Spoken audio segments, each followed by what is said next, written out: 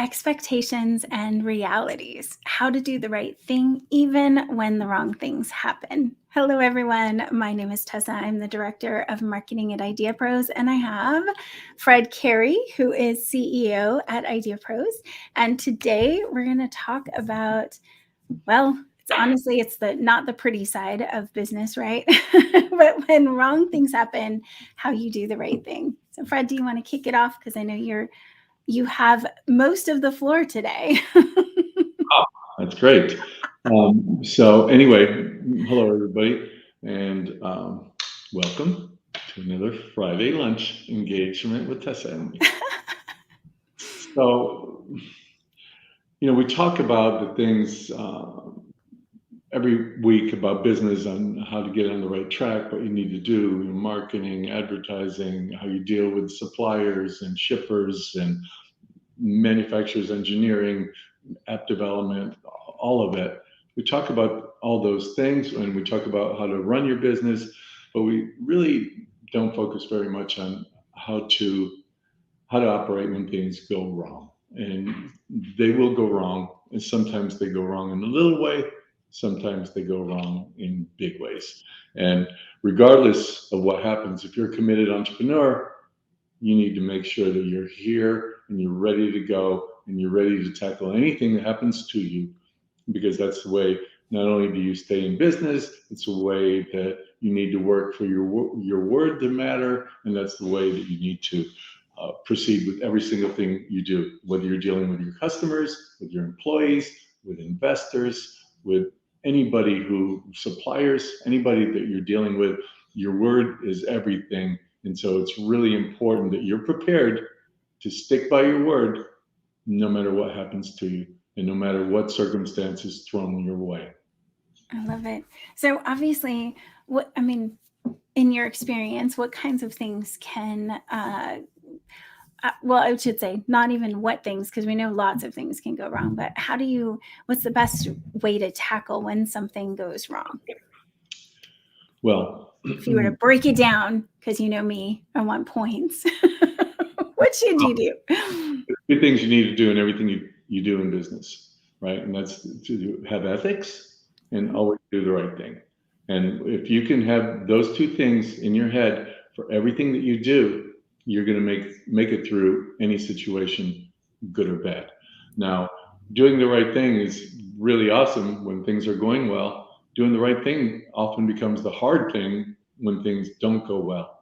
And that is what separates someone who is in it for more than the money than somebody who's just in it to try to make a buck. And so I want to hone in on those things, how to prepare you for those certainties, and use some even examples from my life, both distant and recent, that we can illustrate basically what you should be doing in situations that happen to you. All right, take us on this journey then. All right, here we go. So the very first thing you should expect is nothing is going to go the way that you plan for it to go. It just never happens, and you're going to have daily incidents where we're going to start out really small, then we get really big. But you have daily incidents where you promised to deliver something on a Tuesday, it's not ready till a Wednesday. You have employees that you want to stay late for work, but you don't really want to pay them overtime. You have suppliers that have promised you something would be delivered to your offices a week ago, and they're not responsive to your calls. Those are the small type of events that are going to happen every single day of your business life. You're probably not going to run into a day where at the end of that day, whether it's 5 o'clock or 8 p.m., that you're going to say, wow, everything was just perfect. I didn't stumble. I didn't run into any problems. So the very first thing that you need to do as a business owner is to accept the fact that you are walking on an uneven terrain.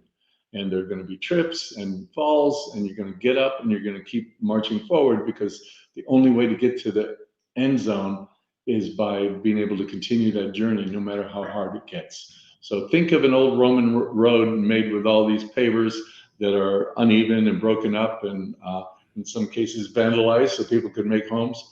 And that's what happened. That was the beginning of the Dark Ages, by the way. The whole entire Roman infrastructure collapsed and people started destroying the roads, and we went to 900 years of darkness. So it's a illustration that I don't use lightly. The reality is being an entrepreneur is a bumpy, uneven road with pitfalls, detours, dead ends, and cliffs on either side of you. So now that we're thoroughly depressed. Yeah, I don't want to take that journey, hang up now. But if you do, I'm going to tell you how to deal with things. And by the way, the goal is not always successfully dealing with the problem area.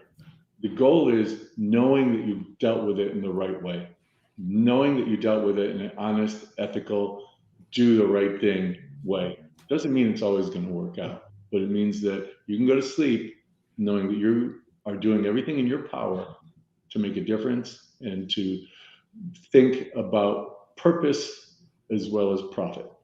So with those smaller examples that happen to you, you have to understand humans are frail.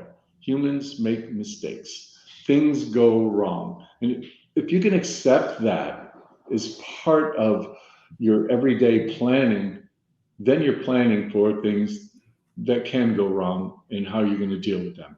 So you need to have action plans at the very lowest level. How am I going to deal with supplier issues? How am I going to deal with employees being sick? How am I going to deal with people not living up to their part of the bargain with me, right? Those are things that you need to ingrain in yourself to have a solution. Let me start with a customer service issue, for example. You launch a product and you start getting complaints and 1-star reviews and people not understanding what you're selling, what your value proposition is. You need to jump on those immediately, and you need to handle whatever that fire is, whatever that situation is.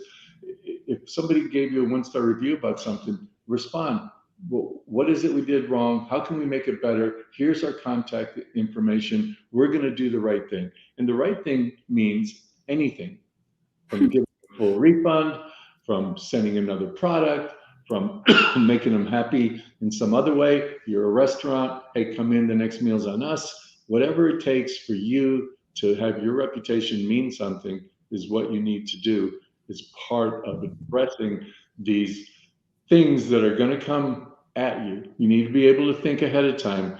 When I have customer service issues, how am I going to handle them? Well, I'm going to handle them by solving the problem, solving the complaint, and making sure I turn that customer into somebody that understands we're trying to do the right thing. They just happen to have a bad meal that night. I think there's a couple things that you can do to set yourself up, and Fred's got much more to go on here on this topic, but I would say that monitoring your reviews, it's really easy with Google Alerts, and there's other tools that can keep an eye on your reputation, as well as make sure that your reputation, you're polling your audience early, as opposed to when they're at that max capacity on what they can take. So being a little proactive, and also I think having a worst case scenario plan. And when you're strategizing, there's best case scenarios, there's also worst case scenarios. So look at both sides so that when it happens, you're not completely deer in the headlights waiting for something, don't know what to do. If you think through it, not that you're going to manifest that, but you're going to think through it and figure out what you would do. And also having your customers, knowing that you're going to need a team to reply to customer service. At some point, you want to be able to have a system. So we give partners our high-level system so they can stay on top of communications with customers. Yeah. All right. So go on with your stuff. Well, Karen Remick just pointed out, as soon as you focus on the money rather than providing the goods or service. Oh, did you already have that ready to roll? You know how I am. This was not rehearsed, ladies and gentlemen. That was awesome that you pulled that up right away. But this is the truth, and a lot of times I have done, well, we'll have an example of what I'm doing even right now that's costing me probably a couple $1 million extra, and which is nothing that is nothing you can take lightly, but doing the right thing requires me to do that. That's an extreme incident, but let's stick with the little ones first. The little incidents are being, what's more important, your reputation or the product you're selling, or to get more sales, right? Your reputation has to be the most important thing. And there will be challenges to that reputation all the time. And by the way, if you are a company or a person that's driven in that way, there will be people that will take advantage of it. I mean, Nordstrom, they have a policy of, you can bring a sweater back 6 months later with no tag on it, and they'll take it if they can see that it came from their store. And some people abuse that, but they have a reputation, and it's worth it to take that minority of people that are going to abuse your ethics and your desire to always do the right thing. There's a minority of people that are going to abuse that, but that is minimal. Dealing with people like that is minimal compared to maintaining your reputation and letting the world know what you mean when people get into business with you, that you're going to do the right thing, whatever it is. If you're selling food, if you're selling a sweater, if you're a partner with me in IdeaPros, in IdeaPros, we've had mountains of problems to go through because nobody else, I say, is stupid enough to do what we're trying to do. And the reality is, imagine being an entrepreneur with that one set of problems, now being an entrepreneur with 300 times that set of problems. It's something that there's never a day goes by that there aren't one or two fires, and sometimes a forest fire like we just went through and are coming out of. And I'll use that as an example near the end here. But I think I used it as an example before with one of my companies, Box Lot, when I had about $8 million of investment dollars into it. It was private. It was a startup. It was in a .com industry, and I had a promise of something that was going to be delivered at a certain point, and all the investors were counting on it. And at the last hour, my engineering team told me that they found some fatal bug, and it's going to take another 6 months. And I wandered around. I think I was 40. I wandered around thinking about what I should do, what story could I make up, what could I say to make it better. And my very senior chief operating officer, who had been around the block, who was with IBM beforehand, he said, just tell the truth and tell what the problem is and why there's a problem. And so I did. I sent an email out and I talked about, hey, this is what I promised you. This is what happened. This is what we're going to do to fix it. And if any of you have any issues or want to reconsider your investment, please reach out to me. Press send. Within a minute, my phone starts blowing up, and I was panicking. And I picked up the phone, and every single call was from an investor that, we really appreciate your honesty. What can we do to help? Do you need any more money? Every single one of them. And it really taught me a lesson that even if 3 or 4 of them called and said, no, I'm out of here, it was the right thing to do. And when you're doing the right thing, you don't have to remember, you don't have to think about it, you don't have to think about what you told anybody, because the reality is, if you're doing always the right thing, then you have this one mantra, this one mindset that, in spite of the fact that there will be downfalls and there will be twists and turns, just like any other business, doing it the right way means that you're always going to keep your eye on that road ahead. Keep your eye on where you need to go. Keep your eye on that finish line, and you're going to get there no matter what happens. I love it. What? I was just going to say that what helps, Becca put up, remember your why. So you're talking about that end goal, and that perfectly aligns. Absolutely keep your mind on what you're trying to accomplish and not focus. You're going to have to focus on the negativity. But I want to say, when you were talking, what really stood out to me is, like, don't run from those bad things. You have to face them, especially as a business owner. So it may be tempting to just ignore or try to shove it under a rug somewhere, but you've got to face it head on. And that makes it so that it's not as negative of an experience in the end, because you're doing the right thing. Integrity, and you're standing up for your business by doing it. So I know there's some template. We have a whole show that we did 2 or 3 shows about negative reviews or people that are saying bad things as well. So we're going to put those links in the chat for you as well. And Fred, I think you had a couple more things you wanted to bring up, or maybe we got them all.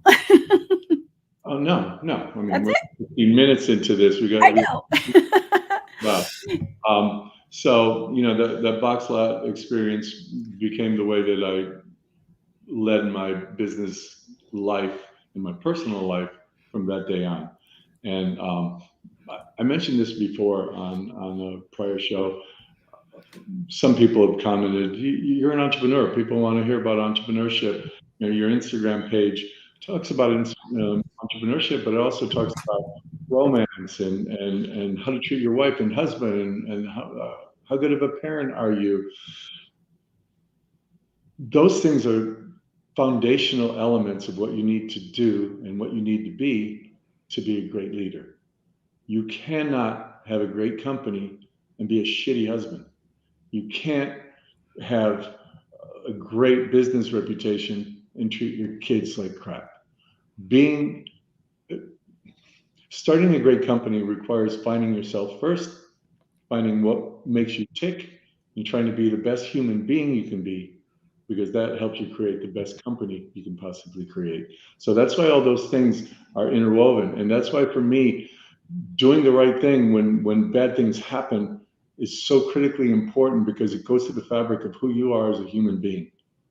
And if you can follow somebody that leads with that mantra, you're going to become that same way, because you're learning the respect that they have for anybody that they deal with. You're learning the benefit of always trying to do the right thing.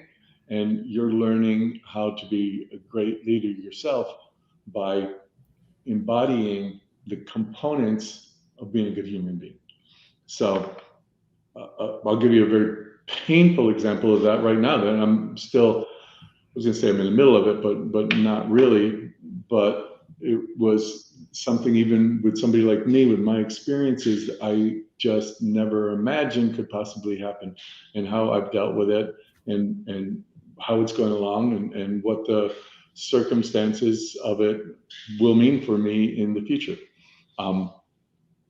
We had a contractor that we were dealing with that really was doing things for a good 30% of our projects. And we had expectations, we had hopes, we had somebody with a decent reputation that was working with us. We had a lot of promises that were given to us that obviously were repeated by me, project managers, because we were being fed information. And then we got to the point where in April of this year, we were being fed outright lies. And we learned that a lot of the things that were supposed to be happening for us and for this subset of our partners wasn't happening. It certainly wasn't happening at the level that it should have been, or at the level that it was stated that it was in. And things started getting worse and worse and worse. And I was trying to get more and more information, was getting nothing. I had a bunch of partners aggravated with me, like I had done something wrong, because people depend on me. And so they're going to rely on me when things go right, and they're going to blame me when things go wrong. That's why this is a crazy business to be in with entrepreneurs, because as I said in the beginning, things go wrong every day. So I literally got to the point where people think I'm stress proof, but literally went to the emergency room twice with my heart being all over the place, because I wasn't afraid. I was really sad and upset that people who had relied on me were going to be let down in some way, because I believed somebody who was not telling me the truth. And so I struggled with that for a couple of weeks, really. And then I came up with a plan, a very hard plan, the right thing to do, which started with a meeting with all of our partners, basically saying, this is what we thought was happening. This is what really is happening. This is what I'm going to do about it. And this is what it means for you. And I was really transparent. It's very momentous. As I said, it's costing me another in the millions of dollars to kind of redo what I'd already spent to get what I was supposed to have. And I didn't go to any partner and say, this is what happened. Can you spare a dime? Can you contribute? Nothing. I took it on myself to do this because that's why people join up with me. That's part of working with me, is knowing that I'm just not going to quit. I'm not going to quit on them no matter what happens. And it can get frustrating and annoying, and you can get pissed off, but you know that I'm just going to keep going like the ever ready.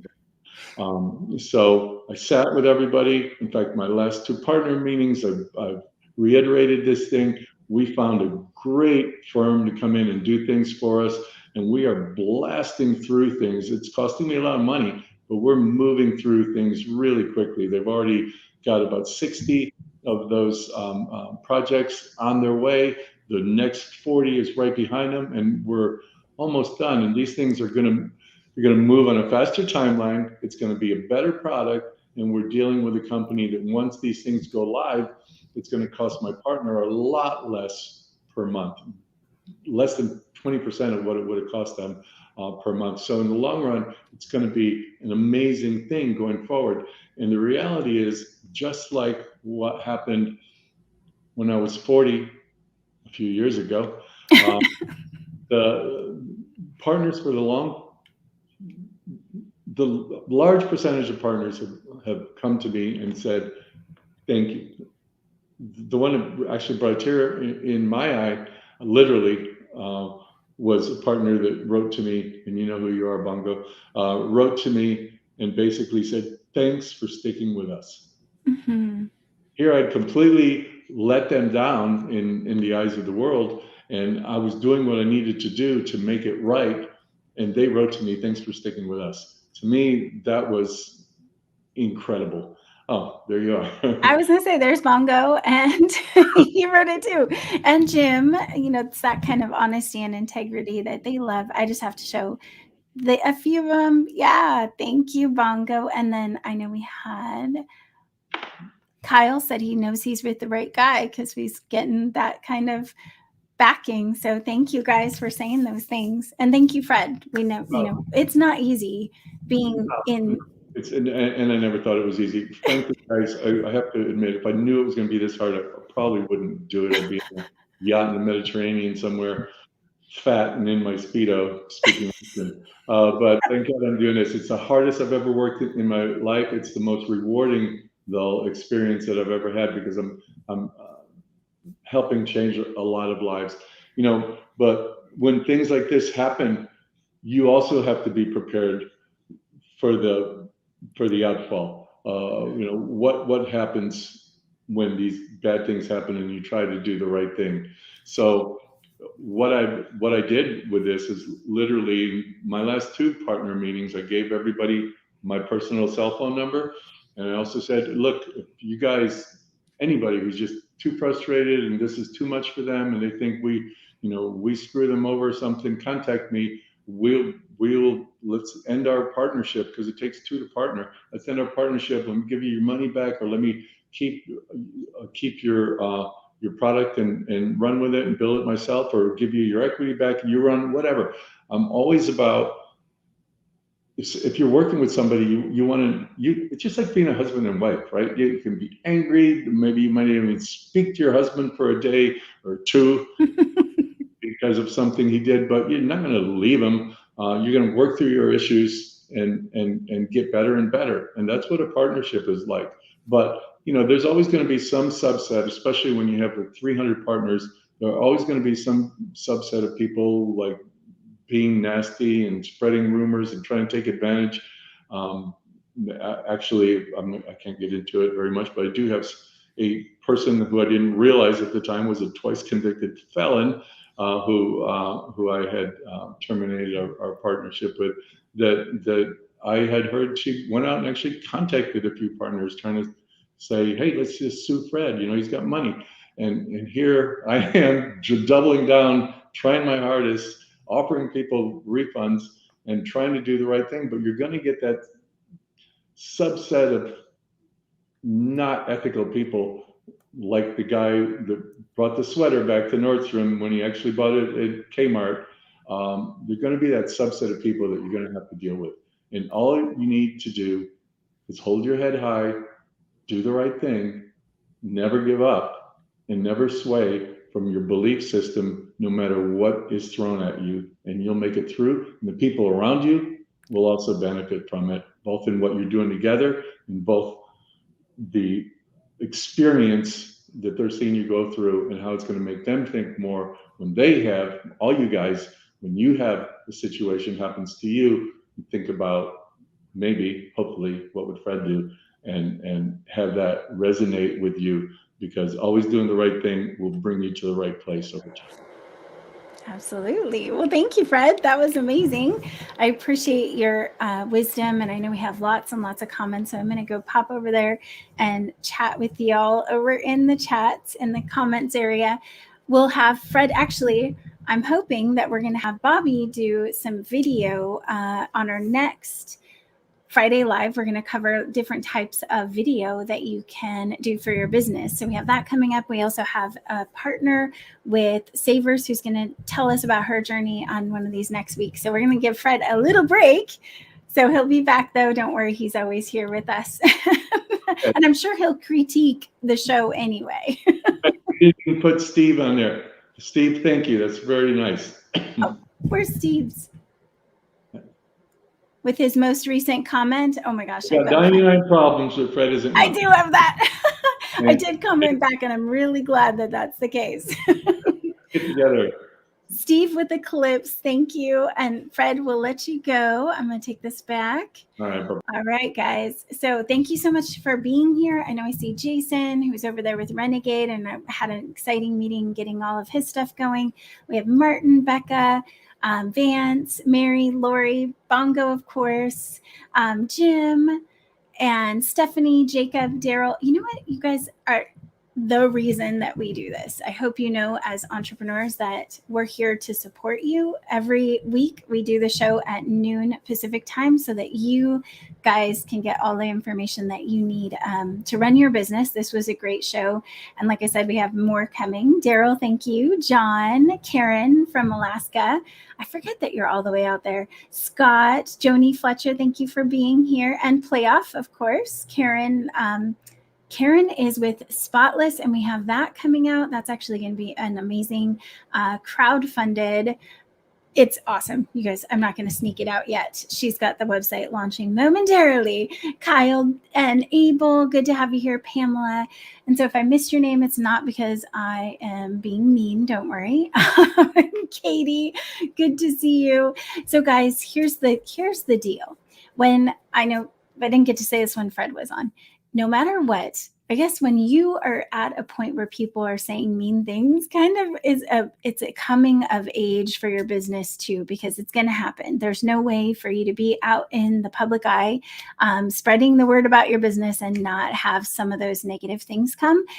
So again, keep your eye out for any of those with some alerts, and so that you know before half the world knows that something's wrong.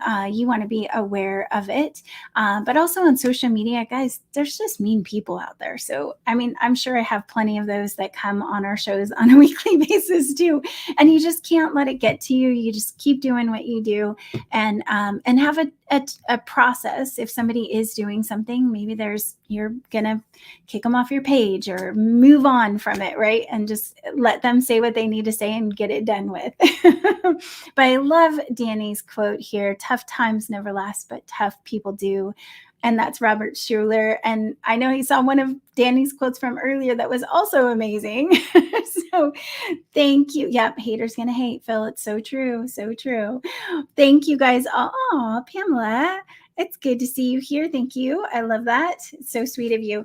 Guys, make sure you mark your calendars. Well, not calendars, but you could put it on your calendar for noon Pacific time every Friday. And you can also, before you leave the live, there's a little bell to get reminders. So be sure to hit that. We're on Facebook and YouTube, and soon to be, I'm going to be pushing Fred to get us, we'll have a channel. So it's going to be an Apple channel that we're going to be on too. So coming soon, guys. We'll see you next week. I hope you have a blessed week. Bye.